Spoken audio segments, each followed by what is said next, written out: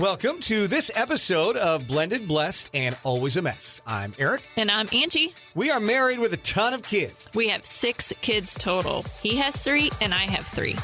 My name's Hallie and I love riding horses. I'm Lexi and I love agriculture. My name's Carter and I love eating. My name's Chase and I love lifting weights. My name's Summer and I love spending my parents' money. I'm Dane and I love baseball. Our show is about our blended, blessed, and always a mess life. And our hope is if you find yourself in the same situation we are in, that by sharing our story, all the fun and all the mess, the challenges we are experiencing, it will give you some inspirations, laughs, and community, knowing you are not alone in this mess.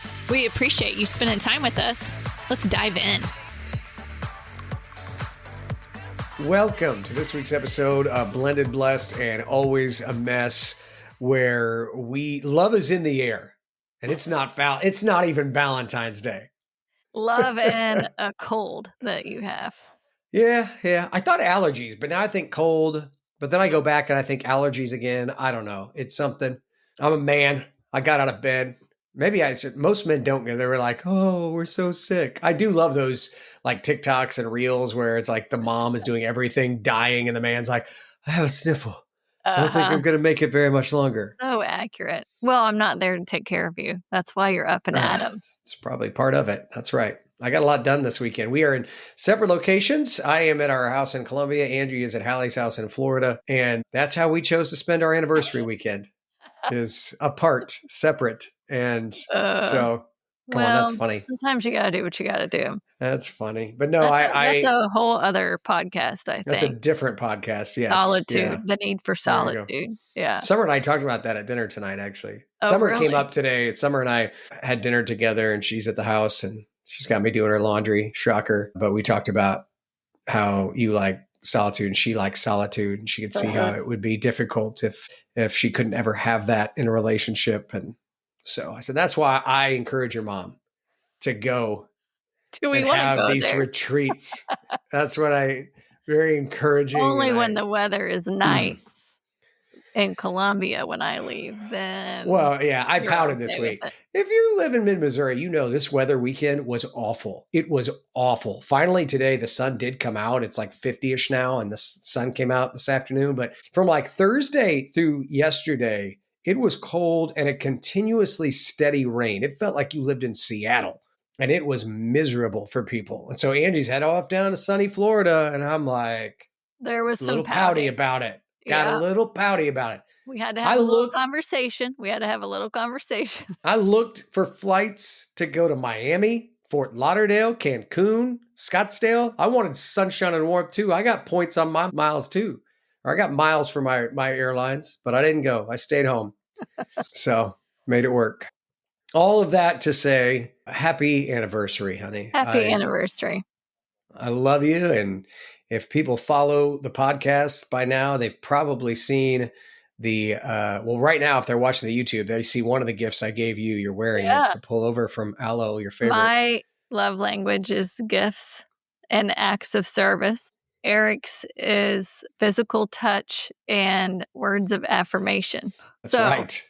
This year, knowing that I had booked a flight for a weekend. Okay, I'm just on our anniversary. Yeah. I'm going to caveat this in that I booked it 2 months ago, maybe.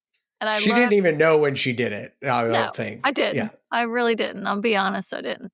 Because I was looking at, a weekend we don't have the kids, a weekend that there's not anything major going on, a weekend that the house was open. Nothing major. But I'm looking at the weekend. I was looking at the weekend. Right. And then I had points on Southwest. And so it's like, all this stuff comes together. I'm looking at my schedule. I'm looking at flights. And I was already going to be in St. Louis on that Thursday for meetings.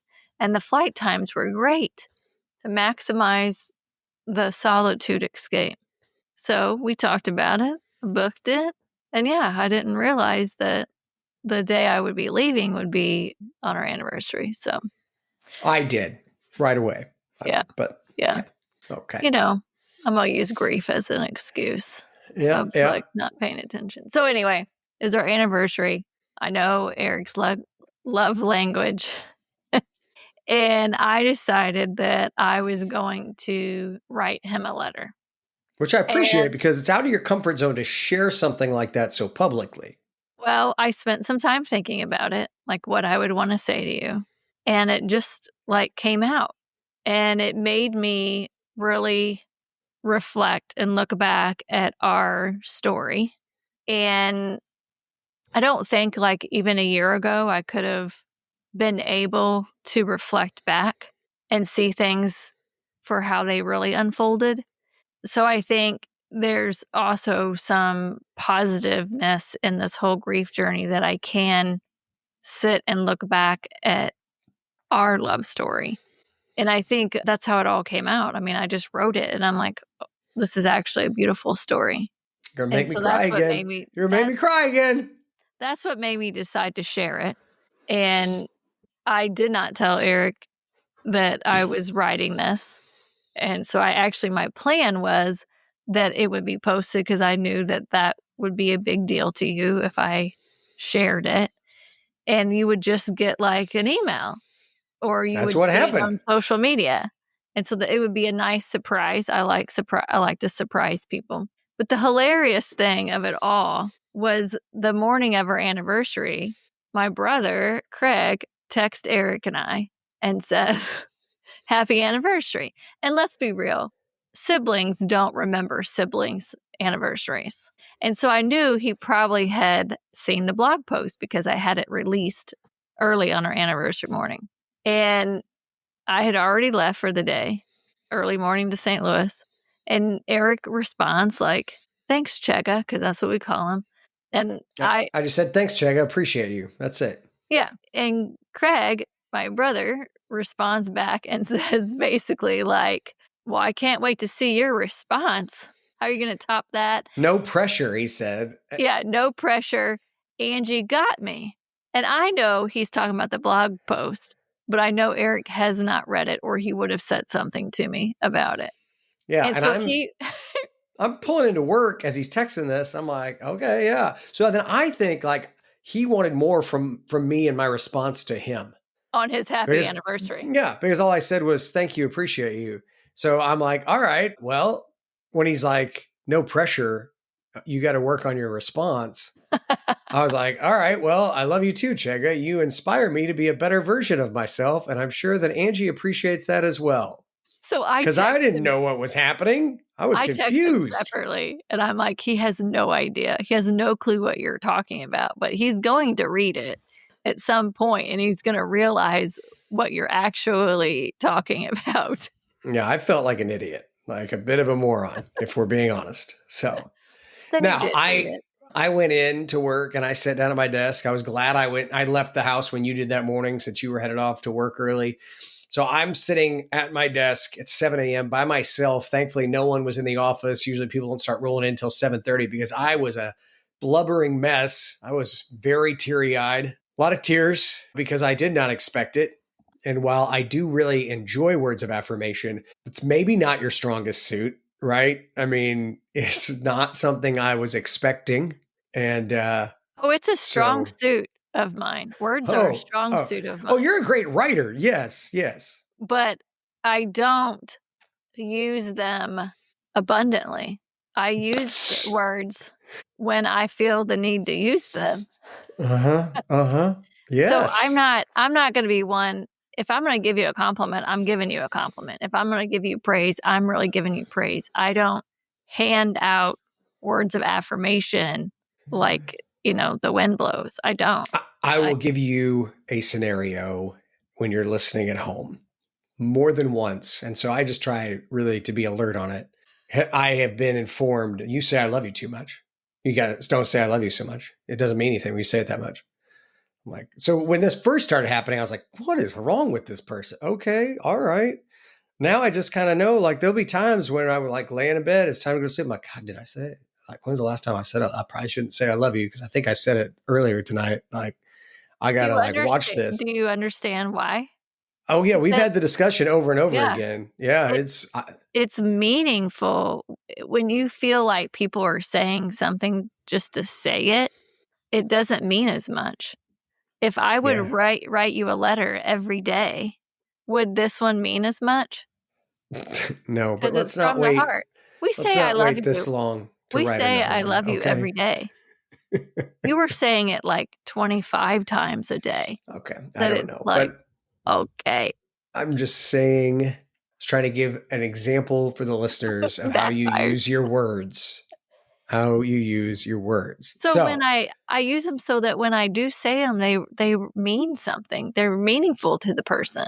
I get it. I appreciate it. Right now, our friend Becky Reynolds, who does our cupcakes, and she's going, Aric, I'm with you. I get it. She's going to text us after this. Oh, I know. I've had people reach out to me too, like, let him give you compliments. We want to hear that. See? I know. People want to know that that a husband can genuinely care for and love his wife through the hardest of times, which your letter does touch on. So let's just dive into how this happened, because I was as surprised as anyone. Well, I think, as I mentioned, I recognized as I was sat down and wanted to write something to you that the fun, easy part of falling in love at the beginning is not really the love story. That's fair. It's not. Anybody can do that and enjoy each other, and it's that fun, exciting thrill of it all. And for us, I feel like we will look back and realize that our real love story is how we battled through the worst possible scenario that anybody could not imagine, because you couldn't imagine it. I think that's fair. That's how it all came out. It was like, wow, yeah, it was perfect in the beginning, and then it was broken. And now we're rebuilding something completely different because we're both different people. And that part of coming together when it was so hard is the real love story. When I posted that, a lot of people commented, definitely got a lot of feedback. But one person commented something that you and I both were like, yes. Wow, okay. And they had shared that when asked the question, what is the secret of their very long marriage? The response was, neither one of us fell out of love with the other person at the same time. And it's like, yes, like that's growing together, because there are going to be tragic times and hard times where you both get to different stages that you're not as in love. I mean, there have been conversations you and I had over the last year and a half to 2 years after we lost Hallie that I remember being like, look, I get it. I know that you're not in love with me, but we're married. I love you. My hope is that one day you're going to wake up, we'll be old, and you'll go, that man never quit on me. He loved me at my best. He loved me at my worst.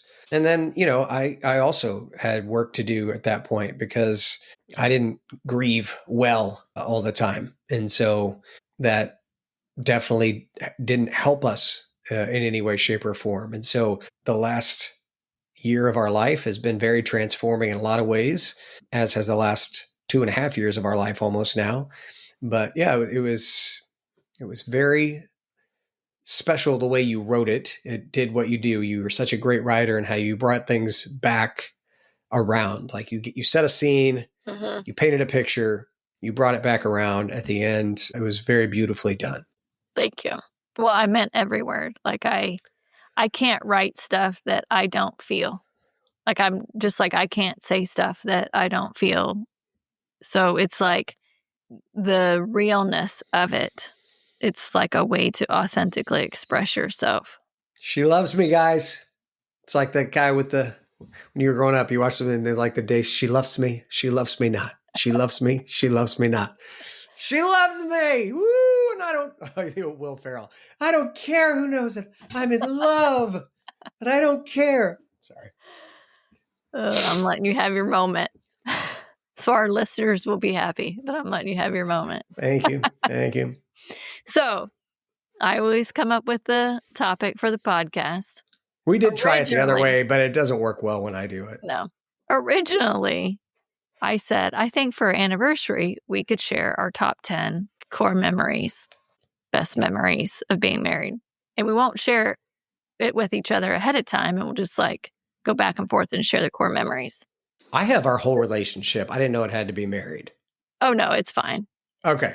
Sorry. Not married, just together. Okay. Whew. But then I wrote the love letter to my husband, and I'm like, that's not what we should be doing on this podcast.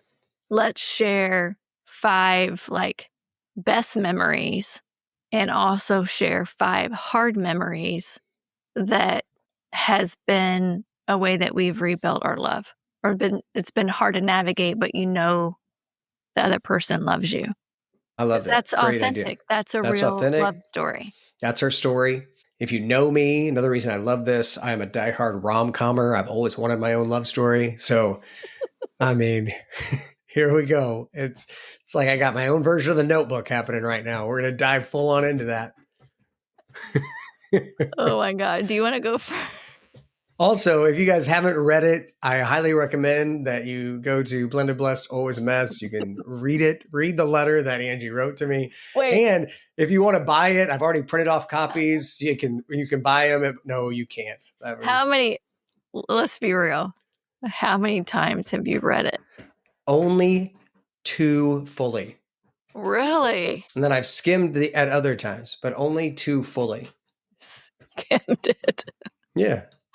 How do you skim it? You just read Just one pick and choose paragraph parts that you like skip better to the than others, bottom, yeah. or Just which pick one's and your choose. favorite paragraph? Honestly, the part about me loving you through when you didn't want to be loved, and because that was the hardest part for me was to figure out how to become the best version of myself when you didn't want to be with me, and then realize I would be okay. I mean, you didn't go into this, but realizing that I would be okay if you never loved me again, which I don't know that that's I will never 100% accurate, but I realized that was my choice or my option. I will never forget you telling me that, because this might not make any sense to you, but when you told me that, I knew that you were growing. I knew that you were at a point where you were really leaning into your own internal healing, because you're not relying on another person to make you whole. And if anyone is listening and you feel like you have to have another person to make you whole, then there's work to be done there. You can't rely on another person to satisfy you and your happiness and your joy all around one person. Yeah. Yeah, I really think the next part of our life together is learning how to do life together in a way that's also at times separate, but it's very fulfilling in all ways and supportive of each other in all the different aspects and areas. So, but we got lots of counseling sessions before we're fully there. So in the meantime, let's just hop on into today's good stuff. Okay. And you go first. You wrote it. You go first. So we'll start with the good stuff, and then we'll wrap with the hard stuff. Okay. So 5, we're going to start with 5 best memories. 5 core memories. 1. You and me. What's your number 1? Number 1. You singing to me in Nash Vegas. That's my number 2 I core figured memory. there'd be some overlaps. That is my number 2. This was, Angie and I had a coffee date 2 days before that. And she was coming to Columbia that Saturday night. And I was like, you should go to Nash Vegas, because I knew the owner there and I knew he would let me sing.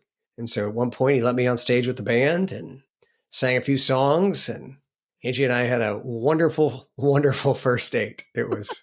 Yeah, it was. I'll just say it was hot. Thank you. When you were singing. It was a wonderful evening. There's not one female that doesn't love a guy that can sing good. Now, it was awkward because then you try to get me to 2-step. It's in a crowded bar. I'm like, first of all, hello, you don't know me, but I am very uncoordinated. I did learn that. This is not going to work. Also, I learned I lead, and you were trying to lead. Also not going to work. That was the bigger part, is that you're like, I lead. And I was like, well, in this stance, you're not leading. So that's a problem. So, but no, the evening was, I remember it poured down rain right when we got there. Oh, yeah, I got a white t-shirt on. Yeah. Because the credit card machine wasn't working. You needed cash for the night. We all needed cash. We didn't have cash to get in at that point and to pay for anything with the credit card machines down because of the storm. So I ran around the corner to an ATM, came back, white t-shirt, drenched, So that's how we started, ladies. Yeah. Yeah.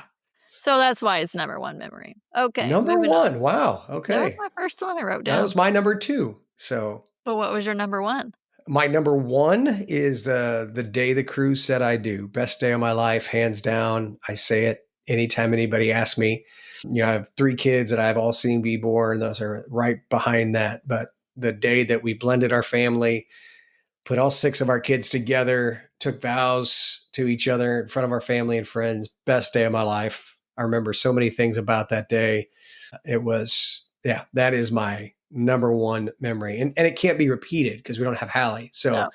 I mean, that day can never be topped. So I also had that on my list, but this is why also these are not ranked in order. They're just as I thought of them. Okay. But I can't really say wedding because that's like a no-brainer that's the best day because we talk about it all the time. So what I said was a favorite core memory is eating tacos at our house after the wedding with all the kids. That was so fun. That was just like a memory because who does that on their wedding night? We do. Yeah. We have all the kids together and we eat tacos and laugh and talk about the day. Yeah, that was so fun.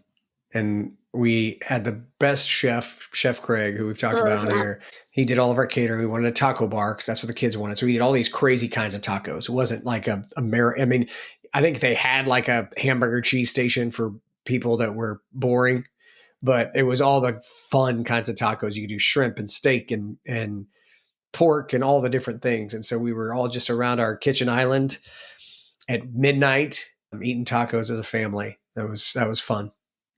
All right, what do you got next? Or is it my turn? No, I did. I went with the crew. Yeah. So we've each got 2. I shared the wedding, the tacos. So I think another just sort of top of mind great memory is that Christmas that we sat in the hot tub for like hours, just you and I. Yeah, that was our first Christmas in this house. We had to wear stocking caps because it was so cold and our little ears were going to freeze off. But I mean, hours we sat in the hot tub. I think we got sunburned. Yes, we did. Because it was like sunny and 33. Yes. It was like right in that area. We just got the hot tub 2 or 3 weeks before. Yeah. All the kids went home that day. And so we just sat in the hot tub for like 3-ish hours. Couldn't do that now. We'd get too hot. That's funny.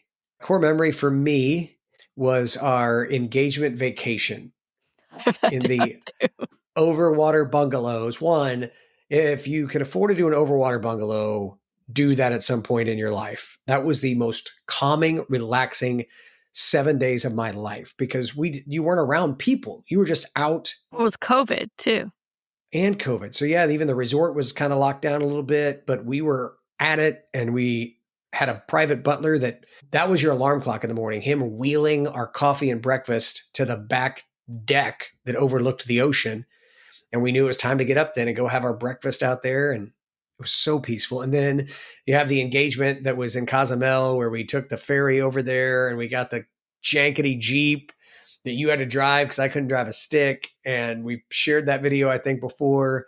And then I proposed to you on the beach as the water is coming in and you're like, get up. What are you doing? I was like, no. That whole day is funny. Like I put that as my core memory. Honestly, the bungalows were amazing, but I put the Jeep ride and how we got engaged as like, when I think of that trip, that's what I think of. I don't even think about the bungalows. It goes back to Angie sharing this letter. She gets embarrassed so easily that when I got down on one knee she thought I was joking, first of all. And she's like, get up. What are you doing? Get up. I thought you accidentally fell and then you just were going to be stupid and get down on one knee. And I'm like, not even like, oh my God, there's people around. And there's a ring. There was a ring. So then she said yes. And then we laughed about it and we had a wonderful rest of our vacation. Yeah. So, all right, what do you got then? A Florida trip with all the kids, but then they were all fighting and pissed off. And we were driving them in a minivan and we all just started singing and sort of had this get along, figure it out, come to Jesus meeting with them. And I think all the kids would say that is a core memory. So I was trying to think because I may have that exact same thing down. I have that as last vacation with Hallie where she got her feet so sun. Okay. Yes. So she got her feet so sunburnt. She wrote the poem. I wrote the poem with Grandpa Kenny. That's one of my 5 core memories as well. That, and part of why I wrote that was the kids fighting and then singing in the car. And then we sang for like 30 minutes driving up and down 30A, and everything came together and worked after that. But and then yeah, she when was gone 4 months later. Yeah, unbelievable. Yeah. Well, that's 4 of my 5. I think we're closing in. We're aligned. Shocking. I mean, I have a bunch, so I'm trying to I have one that you're not going to pick. Okay. One of my 5 core memories is that first year we were together and we spent a lot of time playing sports, and we had the big family wiffle ball game in your backyard in Wardsville, and Chase called me the devil Yeah. and lost his mind. Yeah. And I think in that moment, I knew that I was going to be working to build relationship with him for a long, long time. And I think you probably were like, oh God, what are we going to do here? Yeah. But that is a core memory for me, because even Chase brought it up to me not long ago. I mean, him and I were talking about something. He's like, what about the day I called you the devil playing wiffle ball in the backyard? I'm like, yeah, no, I remember very well. Everybody remembers. All I was trying to do was teach him how to hit a ball. And he decided that I was the devil, and he was on that. So, because he wants it to be perfect, and he was struggling and didn't want anybody to tell him what to do. Yeah. Well, I'm a group of couple, and I think it's times that we have given unique gifts to the kids. Okay. And so one is when we surprised the kids for the Miami trip. And we told them we sat them all down. Well, the 2 older girls did not go, Lexi and Hallie, but we sat the younger 4 down, and they thought we acted like we had something serious to tell them, and they thought we were getting divorced or something crazy. And then it was like, no, pack your bags. We're going to Miami in the morning. And that trip, the whole trip was so fun. But I think it's just the intentional togetherness or connectivity. The other thing I had written down was, and I don't know why I remember this and it sticks out, but we had taken the kids to eat at Room 38 in Columbia for our anniversary / Easter. I think it was our anniversary. That sounds right. And I had wrote them a note about walking with us on this journey of the cruise, saying I do, and that they each could pick out a new pair of tennis shoes because they're walking with us. I don't know why I remember. I remember sitting there. It's all very surreal or something. Also, it was a very expensive shoe bill. It was, yeah. Yeah, our kids don't have cheap taste in shoes. No, that's for sure. Yeah. Well, those are my 5, and you've got 6 or 7 there. All right. There's been a lot of good, and I'm looking forward to more good. Yes. We could use some more good. All right. Now let's move to the hard core memories.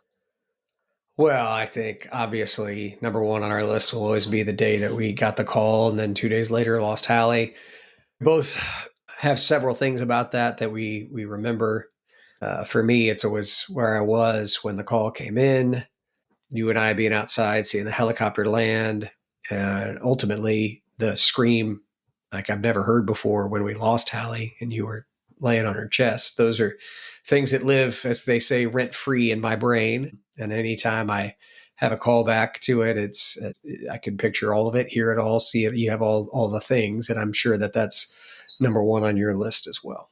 It's actually not. Just like I didn't have the wedding on my list, because it's kind of like there's nothing more special than a wedding, and there's nothing more tragic and terrible of feeling your daughter pass away. I think for me, the core hard memory, but also related to love, is you literally doing anything you possibly can to make life easier for me, when there's so many times that I had nothing to give you in return. That's love, when you love someone knowing that you're getting nothing in return at that time. Forever, I will give you that's something you just never forget. Well, I really appreciate you saying that. It's very kind. I would just say to our listeners, I feel like I have a relationship I've tried to grow with God over the last several years. You've talked to me about, or our listeners, about how meeting me brought you back to faith in God. I will say that that was a time in my life where I still had a relationship with God, but it became very angry towards him that he would bring you into my life, this most amazing woman, and then he'd take all of the joy and leave me picking up pieces with nothing in return. So it was difficult, but I have said over and over again to you that I have loved you from the moment that you walked into that coffee shop, and I just wanted to be your love story, and I want you to be mine. I mean, selfishly. So it's very sweet. And on that note, I would just say on my list is you showing up for me all night, the night that we thought we lost Hallie's house. That was a shit show and a half, as we have an entire episode titled The Second Worst Day of Our Lives. If you haven't listened to it, go back and listen to the nightmare of us being wire frauded out of 6 figures worth of money. It was a lot. Thinking we weren't going to be able to close on a house, thinking we were going to be out and have to repay hundreds of thousands of dollars with no home to show for it. I mean, we were just going to be in debt for years. And I'm the one that sent the email that gave the go ahead to transfer the money. So I was wearing that very heavily and believed for sure, well, she's going to leave me over this. I mean, who wouldn't? I mean, what wife is going to want to put up with this dipshit? Was the thought process. Oh, I know. I have that on my list too, of trying to breathe through that night when we had the whole wire fraud thing happen and lost all that money. But all I could think about was supporting you and loving you through that. You were blaming yourself. It could have happened to anyone. I would have done the exact same thing if I was the one handling that, because there's no way you could have known. Internally, I'm thinking, oh my God, and I think I just told you it's just money. Like, we'll just rebuild. But I was so focused on you the whole night. That's also, you love someone, because there wasn't an ounce of me that was even remotely blaming you. Yeah, I had just never in my life been loved to that degree. I mean, I just don't know that I'd ever felt somebody love me like that before. And so really appreciate that. And it was a great picture of loving someone through a really difficult time. What did you had that as well, you said? Mm-hmm. All right, well, I'll let you go next since I've been. So this next one, I guarantee you wouldn't have it on your, oh, okay. on your list. Ooh. And it's something that pisses me off, but also I respect it or appreciate it later. Oh, God. Okay. I'm kind of scared now. You should be. I hope our counselor's listening. Turning the light on to have hard conversations. Oh. Yeah. I just did that to you this week. I know. So I told you. I did not see this coming. All right. Okay. So when I am upset about something, frustrated about something, I tend to go inward, and my mind like replays or talks through things, processes things. I try to think through something, and we were having a little bit of a discussion and I had turned the lights off because I'm just going to roll over and I'm not going to talk and I'm going to cry and whatever, But Aric is all about turning those damn lights on so you could look at each other while you're having a conversation. I'd rather just have my back to you.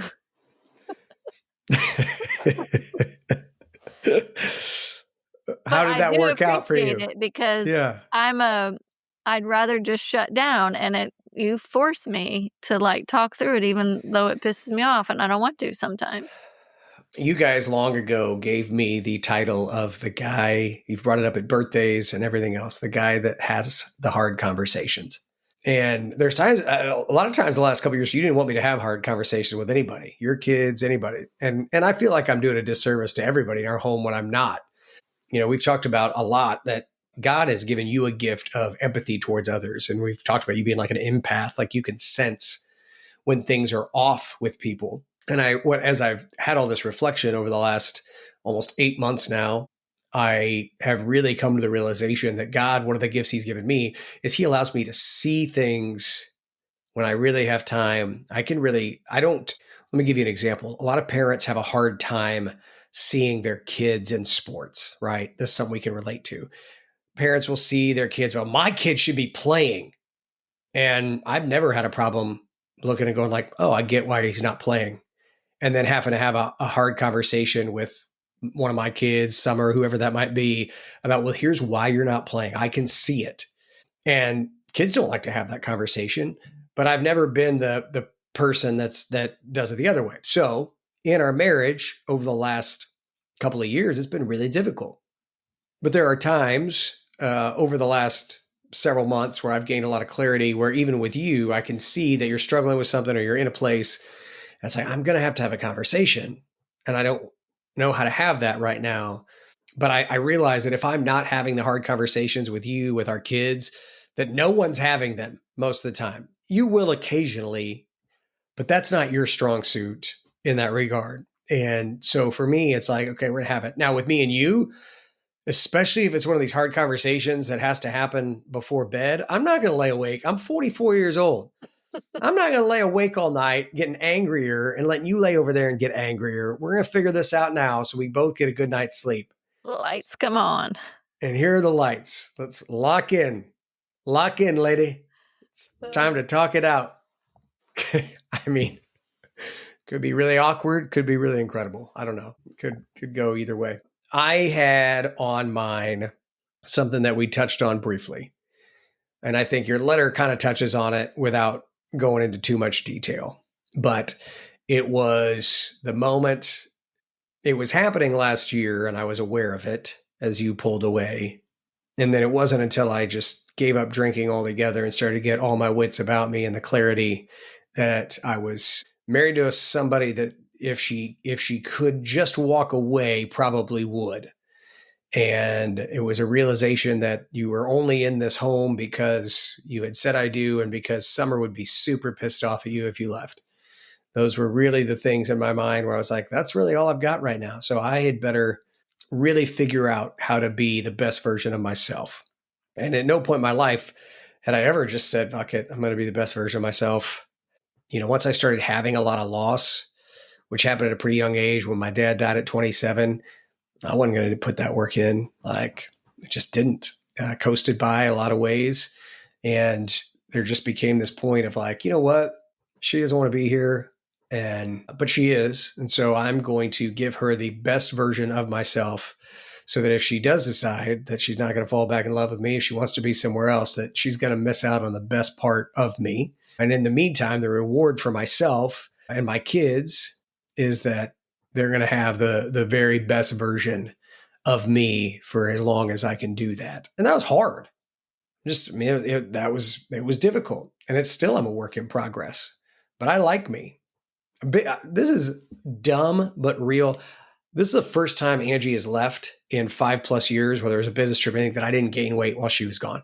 I didn't. I said it's dumb, but that's a point in my own just progression of health, of that I really took care of myself this weekend. Used to be if Angie was leaving, it's like, ooh, where are all the crappy places I can eat that she never wants to go to? And inevitably I would drink too many beers, eat late night Taco Bell, or go to a burrito place because I wasn't taking the best care of myself. And if today I was like, I've lost 2 pounds while you were gone. She's like, you didn't have weight to lose. It's like, well, I did. I mean, I did a lot of, even though I didn't feel well. So I was trying to do more exercise than normal to try to sweat out whatever and to feel better.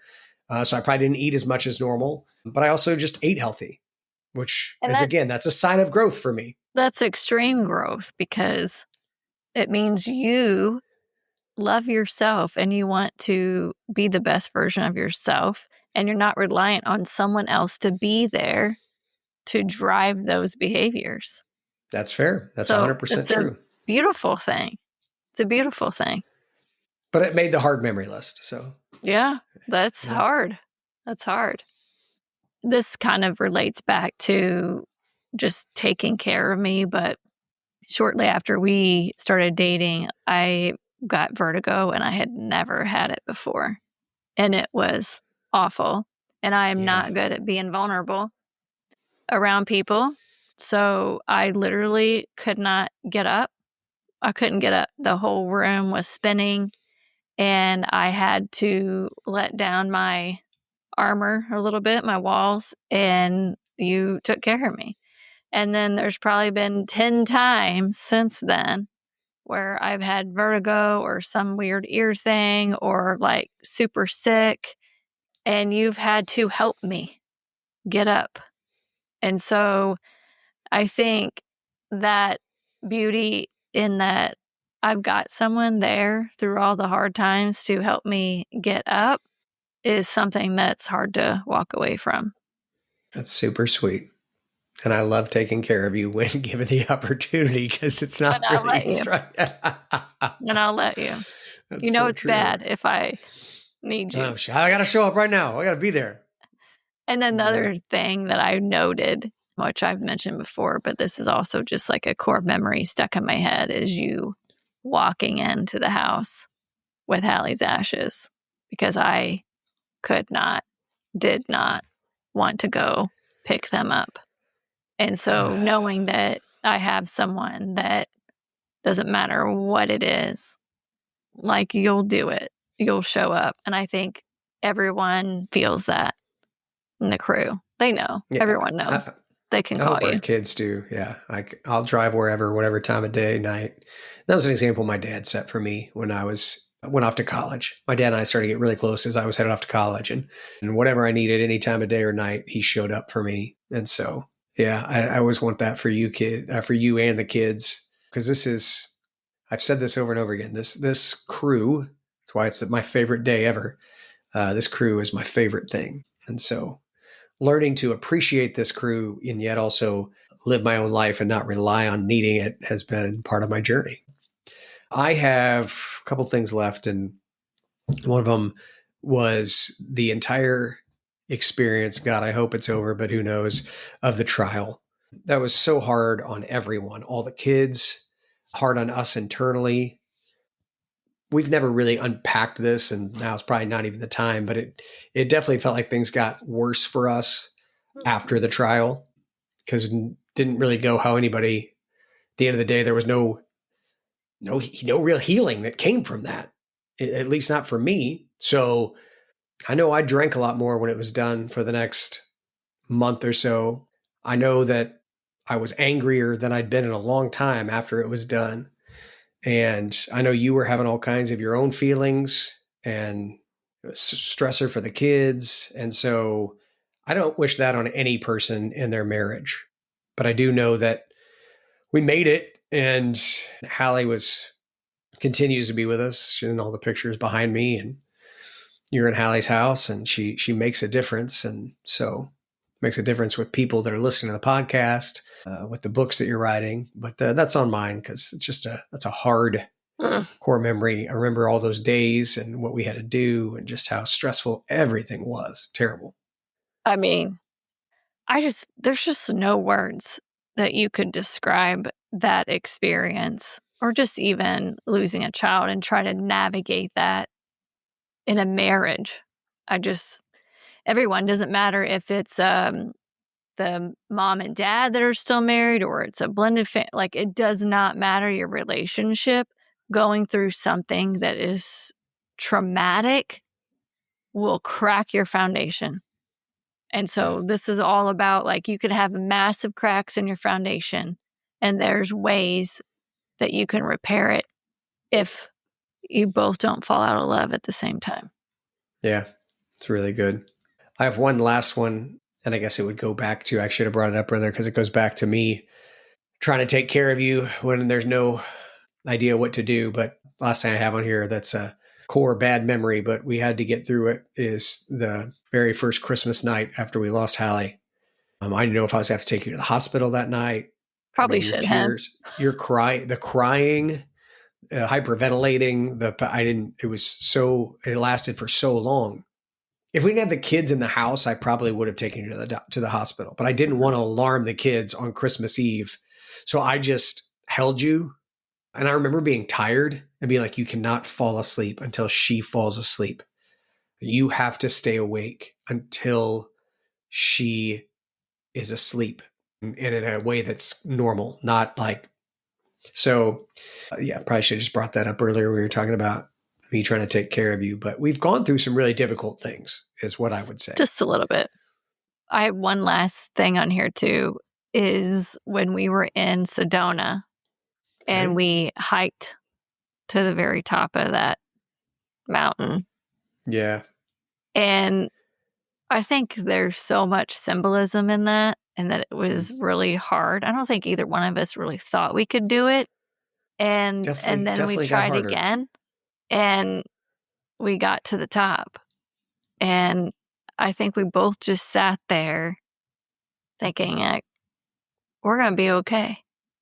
Like, we're going to get through this. And I think you have moments in any hard thing that you're going through in life where there's a lot of days you're not sure.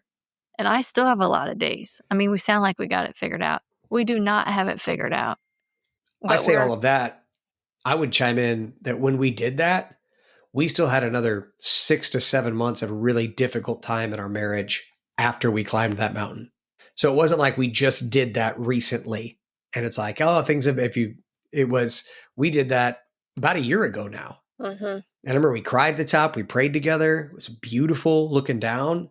And then we had a really hard time in our marriage for another 6, 7 months after that. And we're going to have more hard times. Like, that's the thing, is that having that foundation doesn't mean that you're never going to have cracks in it. But we're stronger now. We've learned a ton about each other. And I think when you both are focused on growing, that's when it works. But if anyone gets stuck and stops, that's when it's not going to work. But you got to have that one person that keeps pushing. Yeah. Even when maybe you don't want it. Mm-hmm. As Angie's beautiful letter said to me the other day. So again, if you haven't read this beautiful letter, the letter to her husband, I highly recommend it. When you get home from Hallie's house, it's framed in our bedroom. You're gonna love it. Boy. You're going to love it. I actually had it like stenciled, like the Declaration of Independence. It looks like you hand wrote it. This is why it'll be every decade. That's how often I'm going to write you a letter. You better savor every word. Meanwhile, I know that after your mom listens to this, she's going to be like, did he really have it made into the Declaration of Independence style? No, Alice, I'm joking. That's a joke. All right. What are you grateful for this week, honey? Grateful for we made it to 4 years. Grateful that we can celebrate each other and appreciate each other, and that we're sitting here talking about this. And then I'm also just grateful for the ability to have a weekend of kind of solitude to process, to recharge, to reflect, to think, all those things, which will probably be another podcast or a blog post just about that. And Eric's like, yeah, that would not recharge me. That's not true. No, that's not true. I did find some solitude this weekend in doing things for my health. And so it was good. I wrote a blog. So there's a new blog up at milesforhim.com about playing sports with your kids or doing something with your kids. And so if you want to go check that out, I would very much appreciate it. But yeah, I'm grateful for our family, 4 years married, and for you. I have always said that from the moment that God brought you into my life, he was, without a shadow of a doubt, knew you were what I needed. You were the person that made me want to be the best version of myself. And all this time in life, you search for things. And I know that Jesus is ultimately what we're searching for, but sometimes we need people to help us get farther along that journey. And you have been that person that has made me want to be more like him. So, and I hope that that's something our kids see and our families see. And so, because You are so amazing, and you deserve to be loved well. And so I do love you very much. Love you too. Okay, I won't say it again tonight. Okay, check that box. Thank you guys so much for listening. We hope you enjoyed this week's episode. Don't forget, you can still vote for us daily at InsideColumbia.net for Best Local Podcast. We would appreciate that. Otherwise, have a wonderful week, and God bless. Thank you for listening to Blended Blessed and Always a Mess. Follow us on Facebook, Instagram, and at blendedblessedalwaysamess.com. Reach out to us on any of our social channels. We would love to hear from you. Have a great week.